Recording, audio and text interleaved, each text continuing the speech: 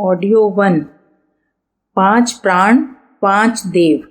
लेखक वेदमूर्ति तपोनिष्ठ पंडित श्री राम शर्मा आचार्य। एषो अग्निस्तपस्तयेष सूर्य एष प्रजन्यो मघवानेश वायुः एष पृथ्वी रैर्देवः सच्चामृतं चयत। प्रश्नोपनिषद। यह प्राण ही शरीर में अग्नि रूप धारण करके तपता है। यह सूर्य, मेघ, इंद्र, वायु, पृथ्वी तथा भूत समुदाय है। सत, असत तथा अमृत स्वरूप ब्रह्म भी यही है। क्या हम उतने ही हैं जितना स्थूल शरीर? प्रथम महायुद्ध के समय डॉन और बॉब नामक 2 अमेरिकी सैनिक युद्ध के एक मोर्चे पर एक साथ ही घायल हो गए। वे दोनों गहरे मित्र भी थे। डॉन तो तुरंत मर गया, किंतु बॉब उपचार से ठीक हो गया। पर स्वस्थ होने पर बॉब के स्वभाव में भारी परिवर्तन देखा गया। वह अपने मित्र डॉन जैसा व्यवहार करने लगा, स्वयं को डॉन कहता। युद्ध समाप्त होने पर वह घर के लिए रवाना हुआ, किंतु अपने घर ना जाकर डॉन के घर जा पहुंचा। वहां डॉन के माता पिता से मिलकर उतना ही प्रसन्न हुआ जैसा डॉन होता था। आचरण और व्यवहार में डॉन से पूर्ण समानता होने पर भी बॉब का शरीर तो पूर्ववत ही था। डॉन के माता पिता ने बॉब को अपना पुत्र मानने से इनकार कर दिया।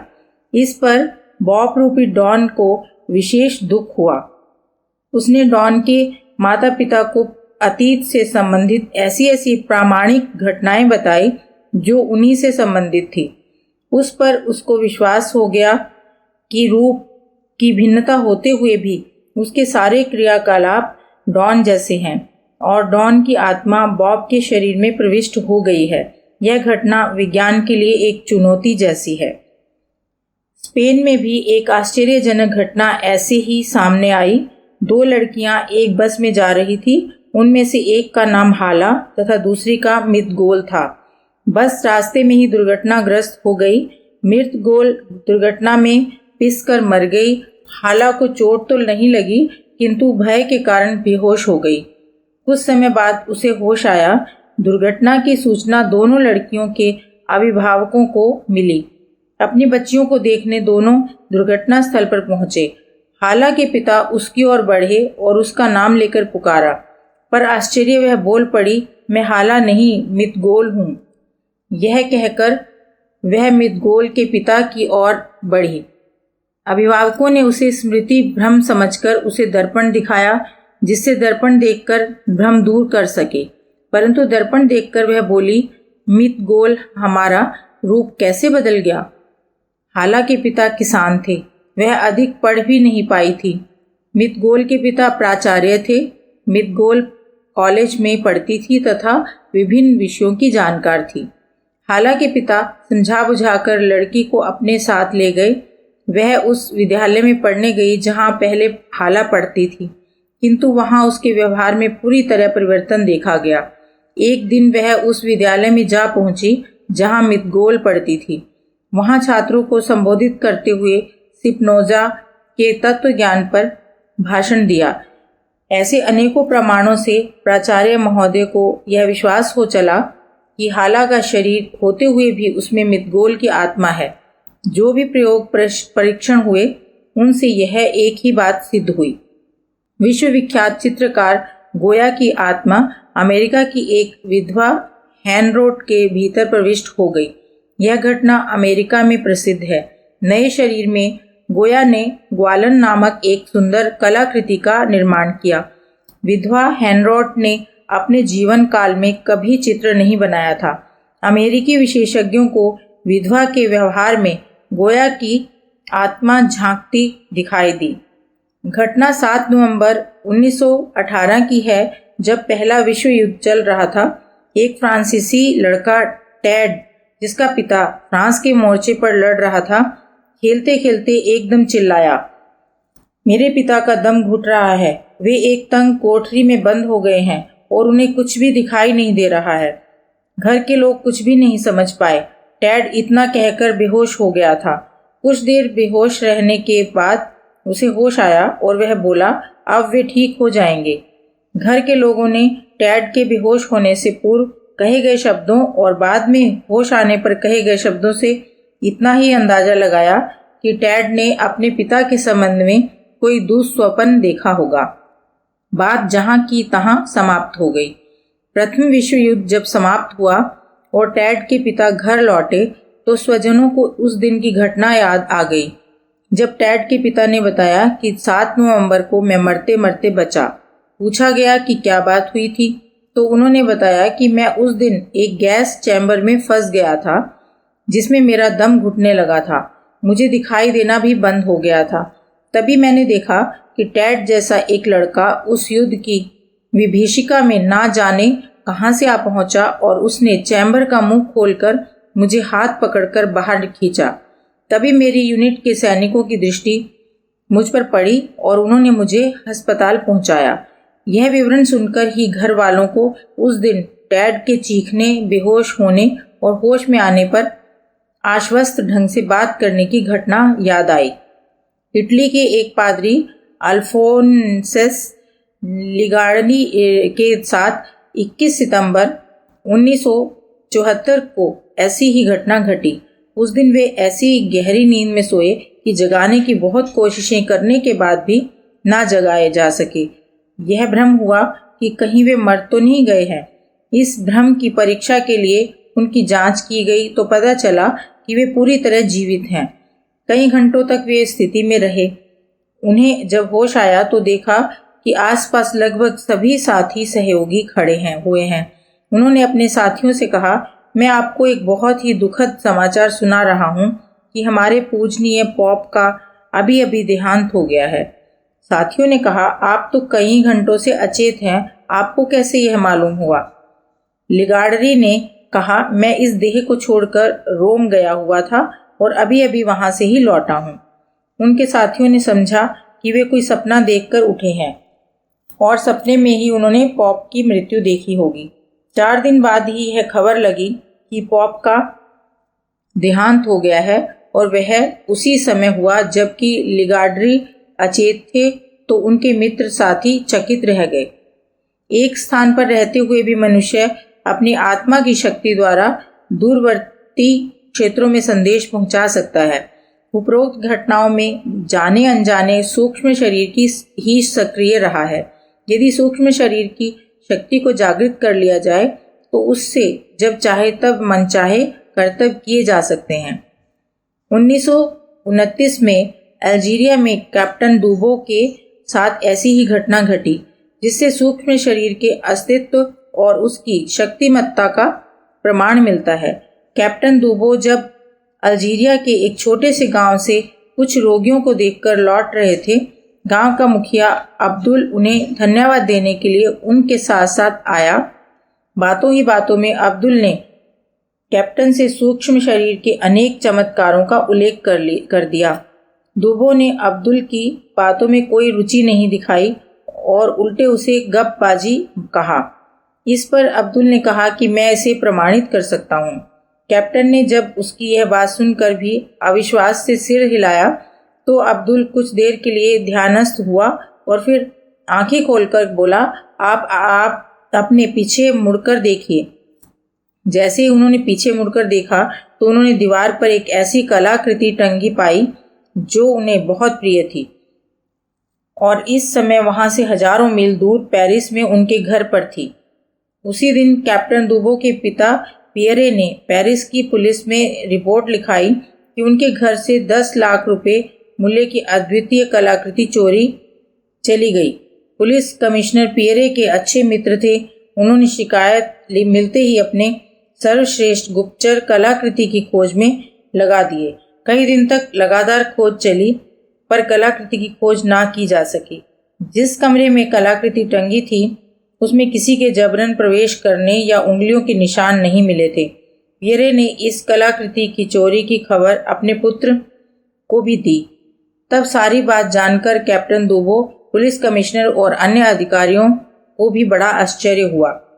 इन सारी घटनाओं का विश्लेषण किया जाए तो उससे प्रेरणाएं, दिशाएं तथा मंतव्य अनेक प्रकार से निकाले जा सकते हैं, किंतु इन सब का निष्कर्ष एक ही निकलता है, वह है स्थूल शरीर से परे मनुष्य का एक और भिन्न सूक्ष्म शरीर का अस्तित्व। स्थूल शरीर की इकाई है प्रोटोप्लाज्म। इस सूक्ष्म शरीर का इकाई क्या है, यह अन्वेषण का विषय है, किंतु यह तथ्य निर्विवाद है कि शरीर में एक और शरीर, जिसे भारतीय तत्व दर्शन सूक्ष्म शरीर कहता है, का निवास है। यह कहीं अधिक समर्थ और चमत्कारी है। सच तो यह है कि स्थूल शरीर के सारे क्रियाकलाप उसी के द्वारा संचालित होते हैं। उसके दुकान बंद करते ही स्थूल शरीर की तिजारत हमेशा के लिए बंद हो जाती है। यह सूक्ष्म शरीर जिस प्राण स्फुलिंग के समुच्चय से बना है, वह अपने आप में अनंत शक्तियों के स्रोत समाहित किए हुए है। इसलिए शरीर के 5 प्राणों को 5 देवता कहते हैं। एक देवता की सहायता मनुष्य को अगर अमर बना देती है, तो यदि कोई इन 5 देवों को सिद्ध कर ले तो वह कितना समर्थ हो सकता है, उसे प्रस्तुत घटनाओं से अनुभव भर किया जा सकता है, उसका पूरी तरह अनुमान लगा सकना कठिन है। सूक्ष्म शरीर का शक्तिशाली व्यक्तित्व।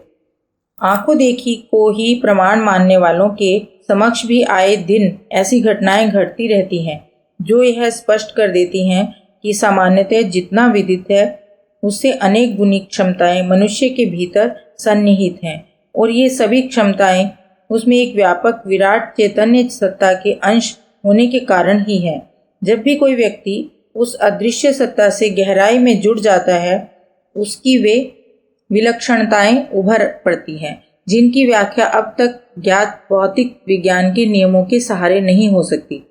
अपने सामान्य चेतन मस्तिष्क के संकल्प बल से मनुष्य स्थूल शरीर को तरह तरह की गतिविधियों में नियोजित करता है। चेतना की गहराई से संचालित सूक्ष्म शरीर की गतिविधियों का क्षेत्र इस इंद्रिय जगत के आगे का सूक्ष्म जगत है। सूक्ष्म शरीर द्वारा इस सूक्ष्म जगत में हलचलें क्रियाएं की जा सकती हैं। जिस प्रकार सूक्ष्म जगत की शक्ति स्थूल जगत से कहीं अधिक है, उसी प्रकार सूक्ष्म शरीर की सामर्थ्य स्थूल शरीर से बहुत अधिक है। वह मानव मन की तरह तीव्र गति वाला तो है ही, अज्ञात क्षेत्रों का परिचय प्राप्त करने और अनजानी वस्तुओं की भी जानकारी पाने में समर्थ है। अविज्ञात सूक्ष्म जगत में जुड़े सूक्ष्म शरीर की क्षमताएं अभी पूरी तरह अविज्ञात ही हैं, किंतु उनके जो स्थूल प्रमाण मिले हैं, वे भी कम विलक्षण नहीं हैं। उनसे मनुष्य के भीतर सन्निहित प्रचंड सामर्थ्य स्रोत का आभास तो मिलता ही है। आयरलैंड की एक घटना है। वहां बटलर दंपति रहते थे। श्रीमती बटलर प्राय रात्रि में स्वप्न में एक सुंदर इमारत देखती थी, जो चारों ओर के उद्यानों के बीच होती। सपने में वे उस मकान के भीतर घूमती। वह स्वप्न उन्हें इतनी बार आया कि वे उस मकान के बाहरी ढांचे से ही नहीं, उसके कमरों की भीतरी बनावट से भी परिचित हो गई।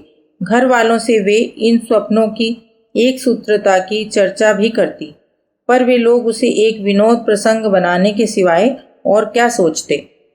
हुआ यह कि एक बार पति पत्नी को लंदन जाना पड़ा। वहां आवास योग्य मकान की खोज शुरू हुई। एक दिन कार में शहर घूमते समय सहसा श्रीमती बटलर एक मकान को देखकर चौंक उठी। पति से बोली, यही वह मकान है जो मुझे अक्सर स्वप्नों में दिखता है। पति भी उत्सुक हो उठे। कार रोकी, मकान की बाबत पूछताछ की। पता चला वह बिक सकता है, खाली पड़ा है। श्रीमती बटलर ने सोचा, यही मकान मिल जाए तो अच्छा हो, खरीद लिया जाए। बटलर दंपति एजेंट के पास गए और उस मकान की जानकारी दी। एजेंट ने समझाया, आप लोग इस चक्कर में ना पड़ें, मैं और अच्छे मकानों के विवरण देता हूँ, देख लें, उनमें जो पसंद आए ले लें। यह मकान ना लें, यह भूतहा मकान है। पर श्रीमती बटलर के मन में तो उस मकान के प्रति आत्मीयता घर कर गई थी। उन्होंने उसे ही लेने का आग्रह किया। अतः एजेंट उन्हें लेकर मकान मालिक के पास गया, पर मकान मालिक ने अपने फाटक के भीतर जैसे ही श्रीमती बटलर को देखा, कुर्सी से उठकर भाग खड़े हुए।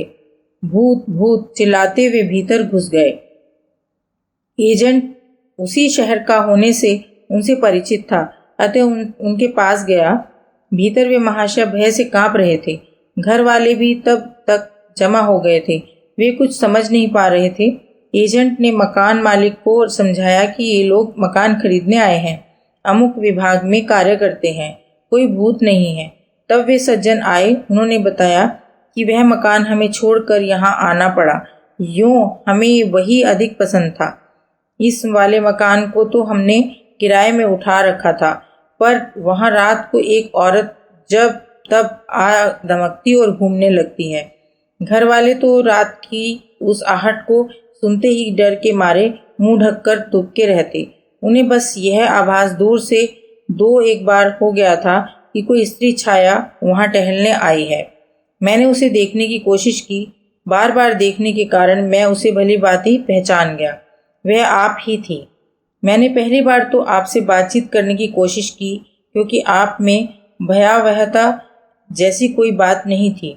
मैं चकित जरूर हुआ था कि रात में आप अंदर आई कैसे, पर सोचा पूछूं, टोकूं, लेकिन जब आप पर मेरी बात का कोई असर ही नहीं हुआ, मानो आप सुन ही नहीं रही हैं, तब मैं घबराया। आगे जब आप बार बार आ धमकने लगी तो हमें वहाँ खतरा महसूस हुआ। इससे पहले कि हमें भूत यानी आप कोई हानि पहुँचाए, हमने वह मकान छोड़ देना ही ठीक समझा। सुनकर श्रीमती बटलर चकित हुई। उन्होंने बताया कि मैं स्वप्न में जरूर यह सब देखती थी, पर इसका अर्थ नहीं समझ पाती थी। मकान मालिक का भूत भय तो मिट गया, पर एक नया ही रहस्य सामने आया। उसने सोचा कि इस मकान से इस महिला का कोई रहस्य में संबंध है, अतः उसने उन्हें काफ़ी सस्ते में वह बेच दिया। ऐसी ही घटना 1863 में 2 अमेरिकी नागरिकों के साथ घटी। उनमें से एक का नाम था टेट और दूसरे का विलमोट। दोनों समुद्री जहाज से साथ साथ यात्रा कर रहे थे। जब उनका जहाज रात में अंध महासागर से गुजर रहा था, उस समय तेज तूफान आया। जहाज हिचकोले खाने लगा। विलमोट उस समय सो रहा था, टैट बैठा था। सहसा टैट आश्चर्य से भर उठा। दरवाज़ा बंद था, पर एक महिला गाउन पहने दरवाजे पर खड़ी थी। टैट आचकचा गया, किंतु महिला के चेहरे पर शालीनता थी और वह संकोच से भरी थी, अतः वह डरा नहीं, ना चीखा, चुपचाप देखता रहा। वह गाउन धारिणी महिला सोते हुए विलमोट की ओर धीरे धीरे बढ़ी, मानो टैट की उपस्थिति से हिचक रही हो। उसने विलमोट का माथा सहलाया, कुछ बोली जो टैट नहीं सुन सका, फिर उसी प्रकार लौट पड़ी। दरवाजे पर पहुंचकर गुम हो गई। कैबिन का दरवाज़ा अभी भी बंद था। टैट आंखें फाड़े यह देख रहा था। उधर महिला अदृश्य हुई, इधर विलमोट नींद से जागकर हड़बड़ाकर उठ बैठा। उसने अभी अभी एक सपना देखा था। सपने में उसकी पत्नी आई, माथा सहलाया, कुछ बोली जो वह समझ नहीं सका, फिर चली गई। विलमोट उठा तो टैट उसे ही देख रहा था। उसने बताया कि तुम तो सो रहे थे, पर मैंने अभी अभी यह दृश्य देखा। उसका विवरण सुनकर विलमोट ने बताया, बिल्कुल इसी तरह मैंने स्वप्न में देखा। दोनों द्वारा देखे गए दृश्य की समानता से विलमोट ने सोचा, इसमें जरूर कोई अर्थ निहित है। शायद मेरी पत्नी अस्वस्थ हो। जब तक वह घर नहीं पहुंच गया, चिंतातुर बना रहा। घर जाकर देखा कि पत्नी सामान्य रीति से काम कर रही है। समय पाकर उसने उस रात की विचित्र घटना बताई। तब वह बताने लगी, उस रात मुझे जब रेडियो पर खबर सुनाई पड़ी कि अटलांटिक में तूफान आया है, तब मैं परेशान हो गई। तुम्हारे बारे में सोचती सोचती मैं सो गई। स्वप्न में मैंने महसूस किया कि मैं पता नहीं कैसे चलकर एक समुद्री जहाज के भीतर पहुंच गई हूँ।